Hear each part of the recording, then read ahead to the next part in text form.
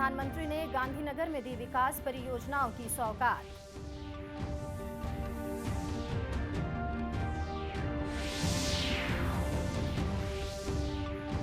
CBSE ने जारी किया 10वीं और 12वीं का परिणाम।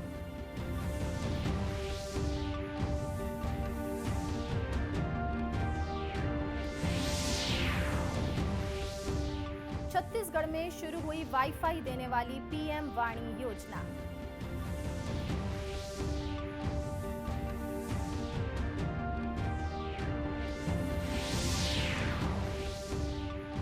और चावल घोटाले को लेकर भाजपा की प्रेस वार्ता, प्रदेश सरकार पर साधा निशाना। नमस्कार, आप देख रहे हैं दूरदर्शन।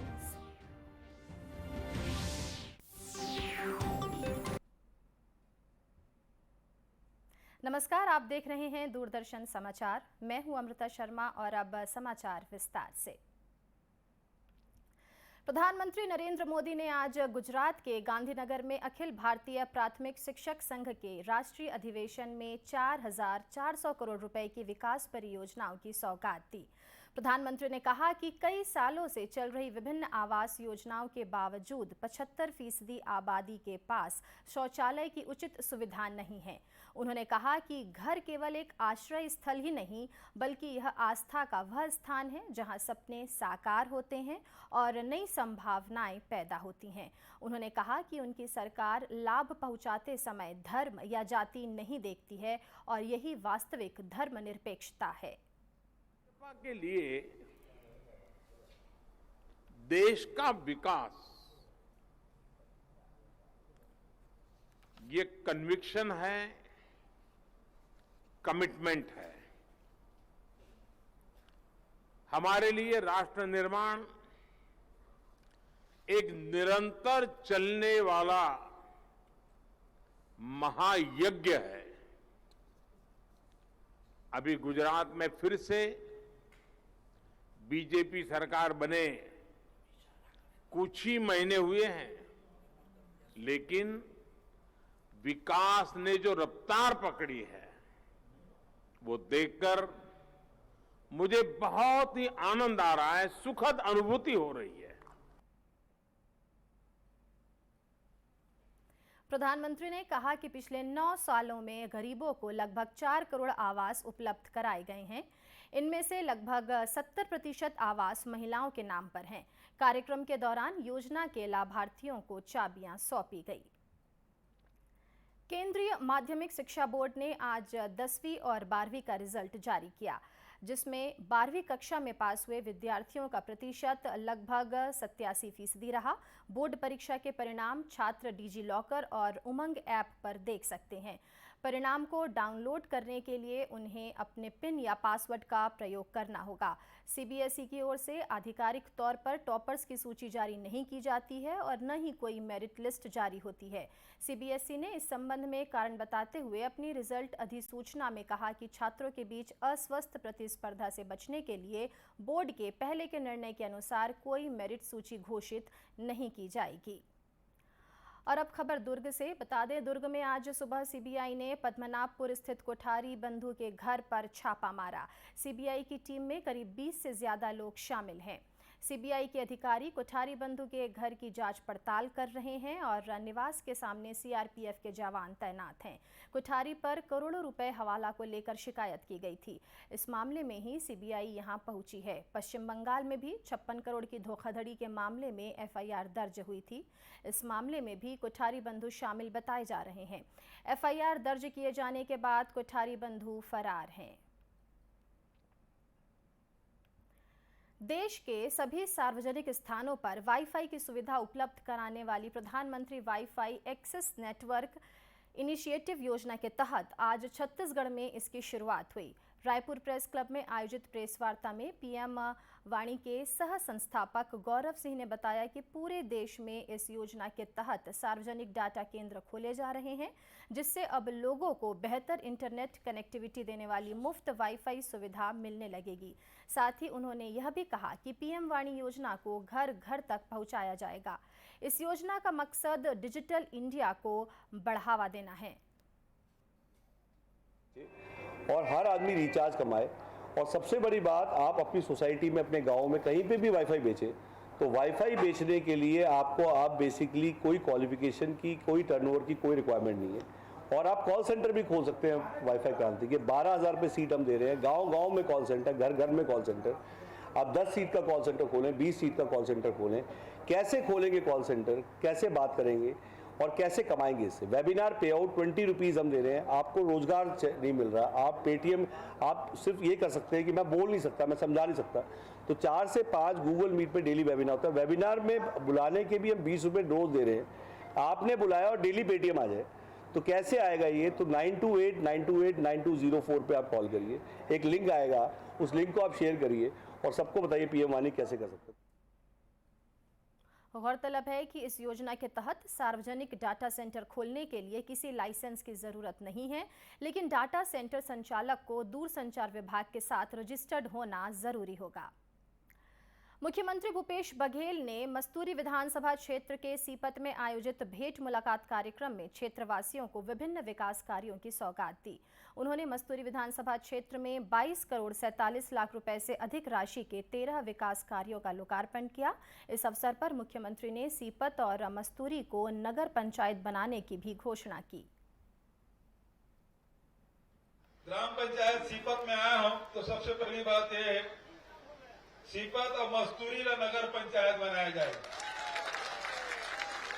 ठीक है क्या? सीपत और मस्तूरी नगर पंचायत और प्राथमिक स्वास्थ्य केंद्र सीपत ला सामुदायिक स्वास्थ्य केंद्र बनाया जाएगा और उन्नयन के और एक तो वो तख्ती धर के खड़े नहीं से। हाँ, ग्राम पंचायत पचपेड़ी में शासकीय महाविद्यालय खोला जाएगा, ठीक है। मुख्यमंत्री भूपेश बघेल ने बेलटुकरी गांव में महात्मा गांधी ग्रामीण औद्योगिक पार्क रीपा का अवलोकन किया। उन्होंने बेलटुकरी रूरल इंडस्ट्रियल पार्क में वाईफाई सुविधा की शुरुआत करते हुए कहा कि इससे रीपा के लोगों को अब फ्री में इंटरनेट की सुविधा मिलेगी। मुख्यमंत्री ने महिला समूहों के सदस्यों से चर्चा कर उनका हौसला भी बढ़ाया। बेलटुकरी रूरल इंडस्ट्रियल पार्क इस सुविधा से लैस प्रदेश का पहला रीपा बन गया है। गौरतलब है कि राज्य सरकार द्वारा छोटे छोटे उद्योग धंधों के लिए रीपा में पानी, बिजली, जमीन जैसी सभी जरूरी बुनियादी सुविधाएं उपलब्ध कराई जा रही हैं। भारतीय जनता पार्टी ने राज्य सरकार पर चावल घोटाले को लेकर आरोप लगाया है। भाजपा एकात्म परिसर में हुई प्रेस वार्ता में सांसद सुनील सोनी ने कहा कि कांग्रेस सरकार खुलकर भ्रष्टाचार कर रही है। कोरोना के समय प्रधानमंत्री मोदी ने हर व्यक्ति को 5 किलो चावल आवंटित किया था। इस चावल का आवंटन छत्तीसगढ़ सरकार ने नहीं किया। भूपेश सरकार ने 5,000 करोड़ से अधिक का चावल घोटाला किया है। चावल घोटाले की जांच के लिए केंद्रीय जांच टीम आई हुई है और हमारी मांग है कि भूपेश बघेल को मुख्यमंत्री पद से इस्तीफा दे देना चाहिए। प्रधानमंत्री मोदी जी ने इस देश के 80 करोड़ लोगों को प्रति व्यक्ति 5 किलो अनाज दिया ताकि ये आपदा के समय कोरोना कालखंड के अंदर में भूख से किसी की मृत्यु ना हो, उसके भूख को शांत करने का काम किया। और ऐसे समय में गरीब के अन्न को छीनने का काम भूपेश बघेल जी ने किया और उस 5 किलो अनाज को खा गए। खुद विधानसभा में स्वीकार किए कि 68,000 मैट्रिक टन चावल का घोटाला हुआ है। पैसा कहां गया, उसका जवाब देना चाहिए। और गरीबों का जो अन्न को लूटा है और जिन लोगों ने लूटा है उनसे पैसा वसूल करके उन सारे गरीबों के यहां नगद पैसा भेजना चाहिए। प्रेस वार्ता में पूर्व विधायक नंदे साहू, भाजपा प्रवक्ता केदार गुप्ता और संदीप शर्मा भी मौजूद थे। प्रेस वार्ता में मौजूद सदस्यों ने यह भी कहा कि राज्य सरकार के घोटालों की लिस्ट बड़ी लंबी है। जितना घोटाला प्रदेश में हुआ उतने में गरीबों का घर बन सकता था। और आपको बता दें कि आज विश्व अस्थमा दिवस है। विश्व में लगभग 1 अरब लोग अस्थमा से पीड़ित हैं। भारत में अस्थमा के उतने ही रोगी हैं जितने मधुमेह और हृदय के हैं। अस्थमा के प्रति लोगों को जागरूक करने के लिए जांजगीर के जिला अस्पताल में विश्व अस्थमा दिवस मनाया गया।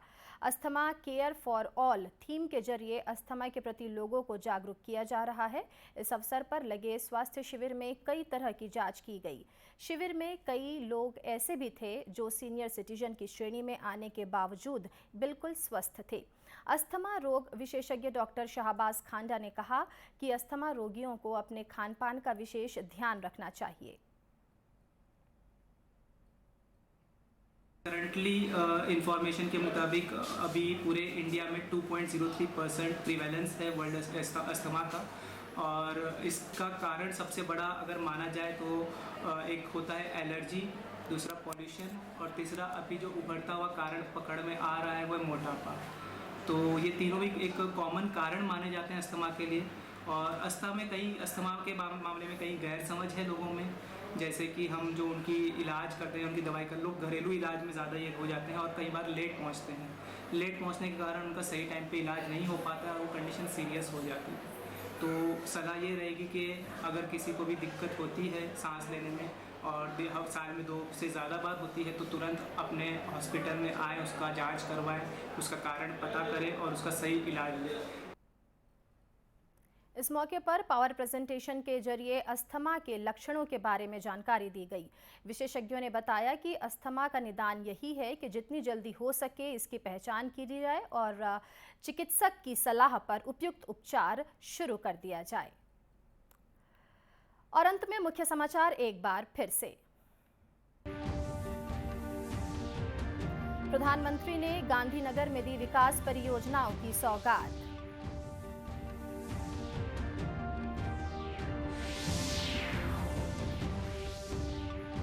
सीबीएसई ने जारी किया 10वीं और 12वीं का परिणाम।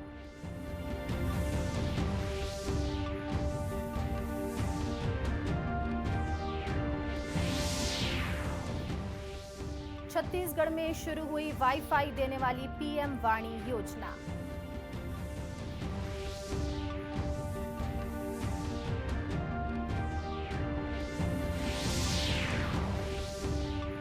और चावल घोटाले को लेकर भाजपा की प्रेस वार्ता, प्रदेश सरकार पर साधा निशाना।